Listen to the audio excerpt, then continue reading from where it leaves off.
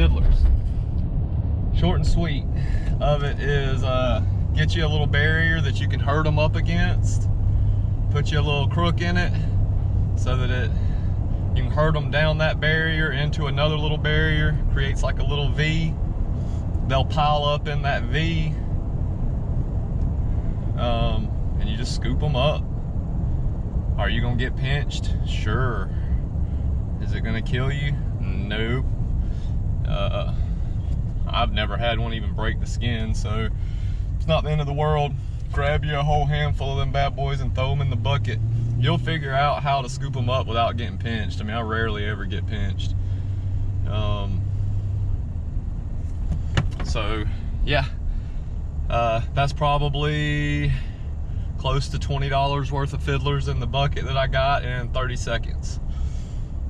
The trick's finding a flat that you can set some little barriers up on, and then knowing when to hit it. You want a little bit of moisture on the flat. Incoming tide right before it gets up on the flat is usually good. Outgoing as it's falling off the flat is usually good. Early morning is usually better than late evening. Somebody's calling me. It's all about temperature.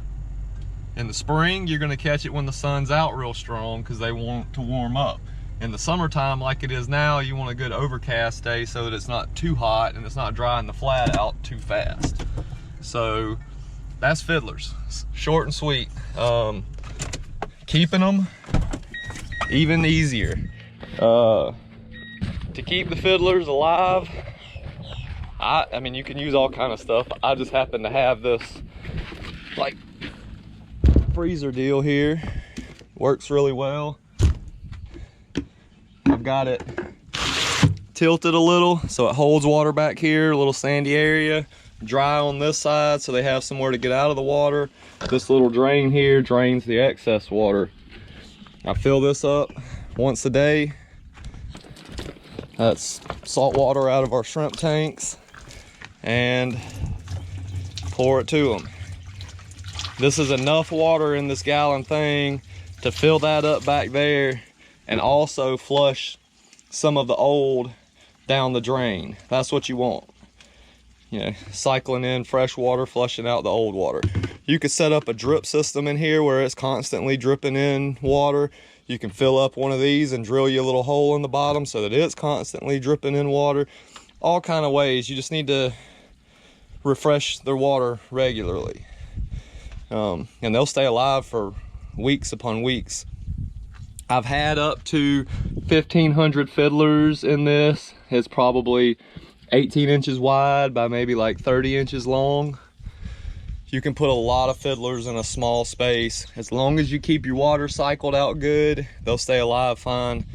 I had those 1,500 for probably 4 or 5 weeks. I mean, obviously the numbers were going down as time went on because we were fishing them, but me and like 3 other people fished off of those Fiddlers for a while, a long while, over a month.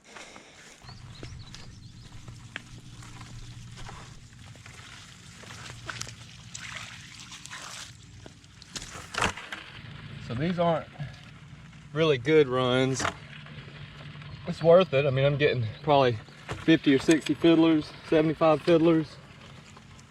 But man, when they're out here thick, like they probably will be here in a little while once this tide comes on up some more, you can get 400 or 500 in a run pretty easy. So in what, 30 seconds, got that. I'll leave, let the Fiddlers come back out, and we'll come back down here and hit them again. Do that 3 or 4 times throughout the day.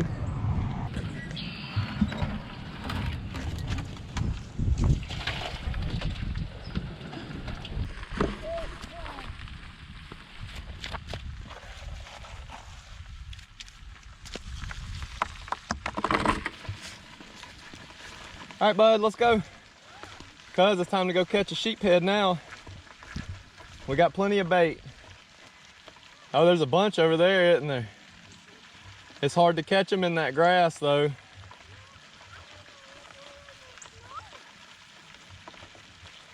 You ready to go catch a sheephead?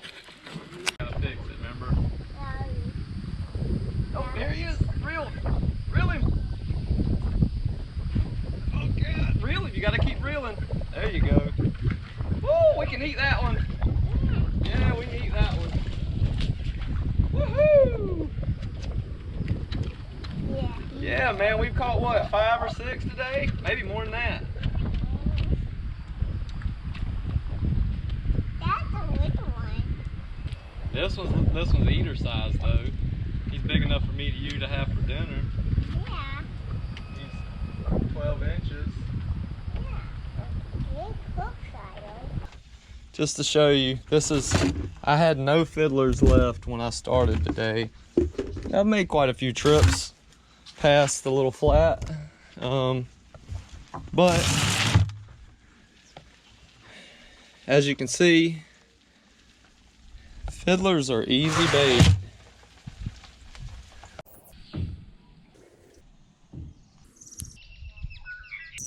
So yeah, you've got fiddlers, blue crabs.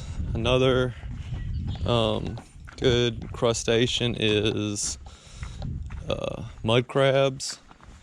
You'll find them by flipping over rocks like that up there. We'll go up there and see if we can flip a few. Redfish particularly love them. Get down here, and they like the rocks that are kind of in the mud. Hence the name mud crab. So you just kind of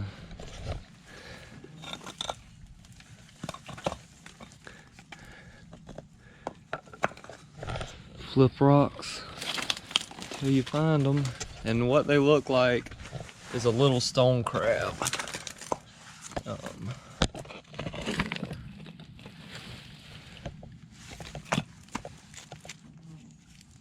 Bam. So that is a mud crab. He's kind of small, but he's still good bait. And so you just keep flipping rocks and collecting them up. There's a dead one.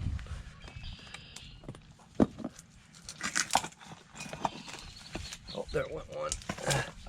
There's a good one. Oh no, he's getting away. Got him. Mud crab. Looks very much like a stone crab, but it's not. It's a mud crab.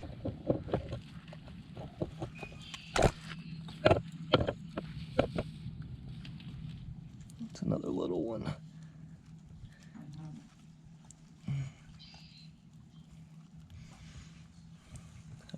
So, I mean, there's 3 right off the rip. They're kind of small.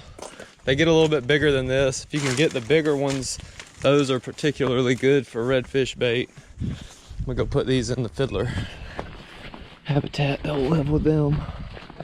So the way you tell the difference in a mud crab and a stone crab is the claws. Stone crab have purple claws. Mud crab have like brownish tan claws. So mud crab, not a stone crab. In Georgia, there are no stone crab regulations. There's a recommendation that says to only take 1 claw and let the crab go. I've seen newer research that says that if you take both claws on a stone crab, they'll change their diet and actually regrow their claws faster. So, you know, it's up to you to follow that recommendation or not. But there are no regulations with stone crabs in Georgia, so even if this guy had purple claws and you wanted to fish with him, yeah, fish with him. Or don't. It's up to you. So that's how you tell the difference. Alright, so crabs, how I rig them up. Got a blue crab here. crack the back. Usually pull all of that off. Throw that in for chum. Break him in half. And depending on the size of the crab, this one's like a barely legal male. I'll probably fish each half of the crab. If it's a big, nice crab, you can break it down to each little leg section and then break the legs off. Break this part of the leg off, and then you're left with this hunk of meat and a nice gristly part. That's a great part to put a hook in for sheephead if you're sheephead fishing. Just hook it like that. Good place to set, you know, the hook so it doesn't pull out easy, and you got a nice good hunk of meat hanging there for them to come chomp down on. If you're redfish fishing, circle hook, same deal. Kind of find that spot where you can get it in the cartilage or whatever. Clean it up a little bit, break your legs off, and then you've got a nice bait like that. The claws, you can break the claws, just kind of crunch them up a little bit so it lets some juices out. Break it in half. There's two baits right there. Again, you can hook them in between the joints where the cartilage is. Bring it back out. Bam. So there's blue crab, and different ways you can rig them depending on what you're fishing for and what size bait you want. From there, you've got your mud crabs. They have a really hard shell, so depending on the size of the crab, will be a circle hook or this size 1 jig head. I mean, that's not size 1. This is a 1/0 jig head. It's an owner 5313 hook. These things are gold when it comes to sheephead fishing. Go in the leg cavity, back out the other leg cavity. They have a really hard shell, so you're gonna have a hard time getting it through that shell, but if you go through the legs, you can get a good hook. So there's mud crabs, fiddler crabs. Sheep's head fishing, I usually go down to this size 1 hook. Your hook gap's just a little bit smaller, not much, from the 1/0. The biggest difference is the shank length is a little shorter, so it's like less room for the fiddlers to kind of get around on the hook. Both of these work really well. If I'm in big fish and straightening hooks out, I'll go up to that 1/0, or if I'm in heavier current and I want the heavier weight, I have up to a 5/16 in this hook, so I can get down to the bottom better with this one. So with the fiddlers, my preferred method is to go up right through the belly,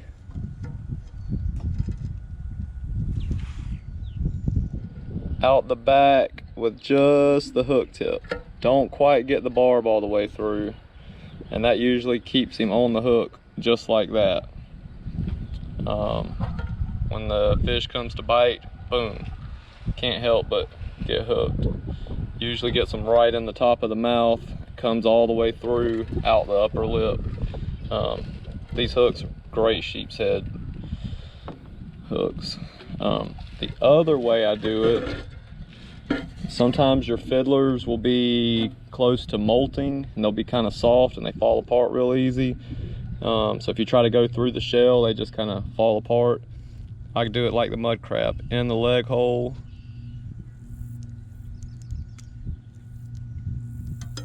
and back out the other side.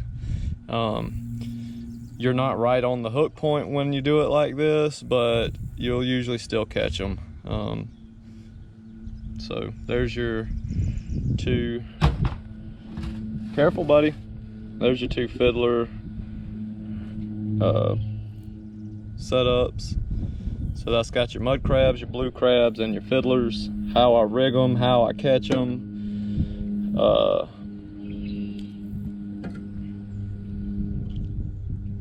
Your species that you can target with them. You've got drum, redfish, and sheep's head are going to be your three main targets that eat crab.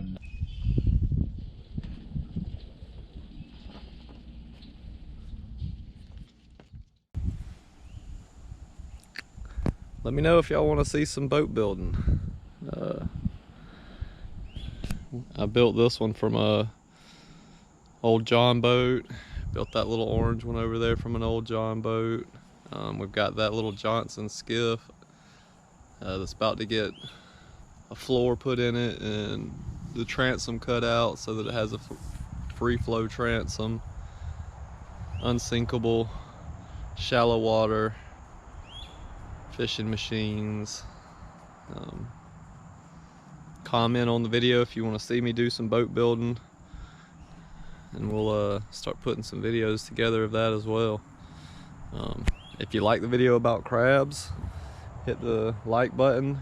You know, if you haven't subscribed to the channel, you enjoy what I'm doing, you know, it really helps me if you hit that subscribe button.